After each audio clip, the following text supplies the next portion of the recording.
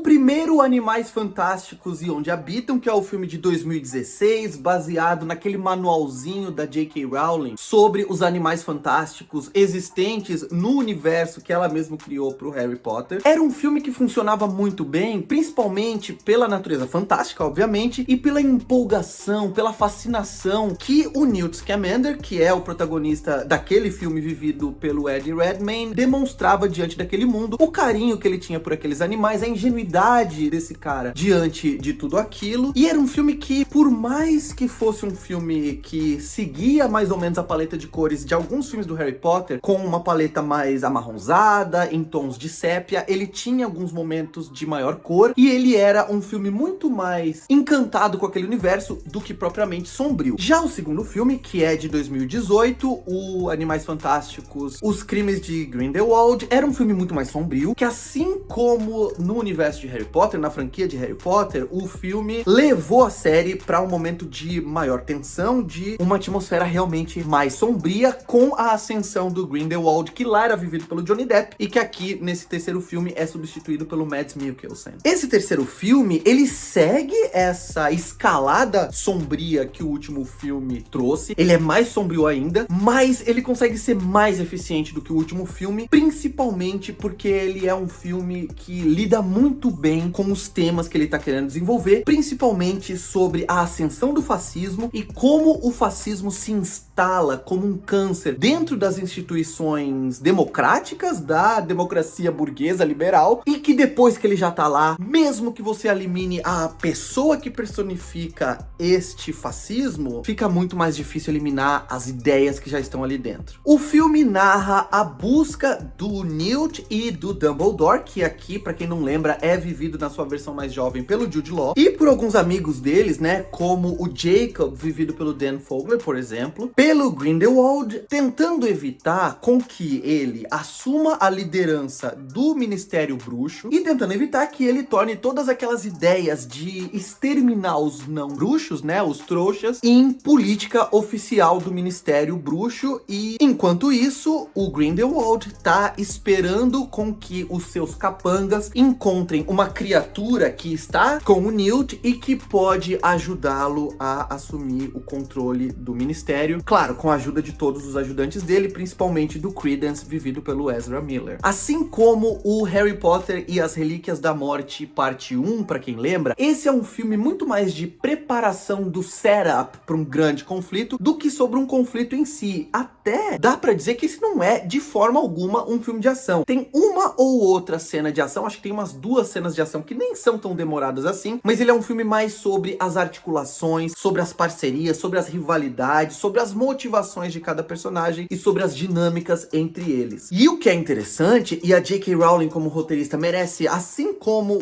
escritora, todos os créditos por isso, esses personagens, eles têm a oportunidade de demonstrar a inteligência que atribuem a eles. Então a gente não só fica sabendo de como o Dumbledore chegou lá, né, para aquele papel de tanta importância que ele tinha em Hogwarts já nos filmes do Harry Potter, mas a gente vê ele em ação e executando tarefas com inteligência, e isso é sempre fascinante. Por exemplo, só para citar uma cena muito rapidamente, tem um momento em que ele tá escondendo aquela criatura do Grindelwald, que consegue prever algumas coisas do futuro, consegue antever o que os personagens opostos a ele estão tramando. Então o Dumbledore espalha várias malas com todos os membros do grupo, e em uma delas tá a criatura, e aí eles se espalham e os capangas do Grindelwald vão ter que procurar todo mundo, e a chance de eles driblarem o inimigo é muito maior. Então esse tipo de articulação, esse tipo de antecipação de um personagem ao outro, tentando atingir os seus objetivos, é muito fascinante no filme. O filme já começa com 2 cenas que já justificam o fato de eu ter gostado tanto dele, que são, por exemplo, aquela conversa no café entre o Dumbledore e o Grindelwald, que é uma cena que tem uma frase que vocês vão ver e o filme já te ganha naquele momento, porque revela algo que a gente já sabia sobre o Dumbledore, mas de uma maneira muito mais explícita, muito mais aberta. Mas também a cena em que existe o parto ali daquela criatura que tem os 2 filhotes, né, que um vai ficar com o Newt e que o outro vai ser raptado pelo Grindelwald, em que a gente volta a lembrar de como é legal ver o Eddie Redmayne nesse filme e como o Newt é um personagem bem construído, nesse amor incondicional que ele tem pelos animais fantásticos, que eu acho que é uma das coisas que seguram a série até aqui. O filme, como eu falei, ele narra muito bem a ascensão do Grindelwald no Ministério, algo que já vinha sido construído no filme anterior. E eu não vou desenvolver muito isso, porque eu já falei na introdução do vídeo, mas o filme mostra como que as ideias extremistas, elas se infiltram de uma maneira lenta e sutil, e elas não assumem palavras fascistoides, né? Elas não são embaladas por uma embalagem nazista. Elas não têm uma aparência monstruosa, elas não têm aquela aparência reptiliana do Voldemort, por exemplo, mas elas têm uma aparência de normalidade, uma aparência de sofisticação, uma aparência de virtudes acima de qualquer suspeita. E é por isso que a gente não pode tolerar que nenhum tipo de intolerância, que nenhum tipo de pensamento fascistoide se infiltre, mesmo que seja por motivos supostamente maiores. Então, quando a gente vê, por exemplo, o exército, a política, as instituições ucranianas hoje crivadas de nazi, e a gente justifica falando, não, mas eles estão ajudando para combater a Rússia. Não, mas tem nazi em tudo que é lugar, mas não tem como tem na Ucrânia, e com poder e com permissão para atuar publicamente, politicamente, como na Ucrânia, é muito arriscado, porque essas forças se organizando e conseguindo espalhar sua ideia e convencer uma maioria, elas podem ser absolutamente trágicas e fatais. Mas talvez, muito mais que esse desenvolvimento desse tema do filme, o que eu mais tenha gostado é que, se o primeiro filme foca mais no Newt e o segundo filme foca bastante no Grindelwald, esse aqui é mais equilibrado, mas ele dá uma ênfase muito maior, ele dá espaço muito maior para o Dumbledore do Jude Law, que é um homem, como eu falei, ele já exibe a sabedoria, ele já exibe a sagacidade do Dumbledore, mas ainda com uma vitalidade, com uma energia mais jovem que o Jude Law dá pro personagem, e com um coração partido, com uma dor que a gente vê na maneira do Dumbledore lidar com outras pessoas e falar e resolver algumas questões. E eu não hesitaria um segundo antes de dar indicações a prêmios de melhor ator coadjuvante pro Jude Law no final do ano, por essa versão lindíssima do alvo Dumbledore, mas a gente sabe que tem preconceito de todas as premiações com esse tipo de filme, então eu acho que não vai rolar. Eu senti falta da Catherine Waterston, eu não sei o que aconteceu pra ela ficar o filme inteiro de fora, eu não sei se foi algum problema da atriz com os produtores, mas eu acho que isso é uma falha do filme, assim como as mudanças repentinas de lado da Queenie, que eu acho que são sempre mal explicadas e parecem mais convenções de roteiro do que necessariamente uma lógica da personagem motivada por razões convincentes. E o principal problema do filme é que a fotografia, e eu acho que é isso que impede o filme de ser um grande filme, ele já é muito bom, mas ele poderia ser uma obra-prima se a fotografia não fosse tão escura, com as cores tão lavadas, que por mais que seja coerente com a proposta sombria do filme, não precisava ser tanto. O filme acaba sendo cansativo do ponto de vista visual, acaba sendo desinteressante, porque desde o primeiro filme da trilogia, essa franquia dos Animais Fantásticos, ela, assim como a franquia Harry Potter, ela tem demonstrado, em primeiro lugar, um elenco sempre afiado, com as interpretações sempre muito boas, e também valores de produção, design de produção, direção de arte, que são maravilhosas, que são impecáveis, cheias de detalhes, e esse filme aqui impede que você aproveite esse encantamento visual que o filme tá te propondo, porque a fotografia é muito escura. Ao invés de ser feita de tons de sépia, ela é feita de tons de preto em alguns momentos, é tudo muito escuro mesmo. E com cores lavadas, eu acho que o David Yates tem um problema em direção de cenas de ação em alguns momentos, ainda bem que nesse filme aqui elas são poucas, mas, por exemplo, tem um confronto ali, que parece um confronto de western, né, no meio da rua, frente a frente os dois homens, entre o Credence e o Dumbledore, em que por algum motivo ele inventa de filmar vários momentos da batalha com a câmera posicionada do ângulo vindo de baixo pra cima, como se a câmera estivesse no chão, que torna tudo muito mais feio, difícil de acompanhar e sem razão nenhuma. E da mesma forma, naquela batalha, ele impede que a gente entenda muito o que tá acontecendo, simplesmente pelo fato de ele não colocar nenhum plano mais geral pra gente enxergar a organização da batalha. Então ele tem problema com as cenas de ação, mas elas são poucas, como eu falei, e o filme, de forma geral, funciona muito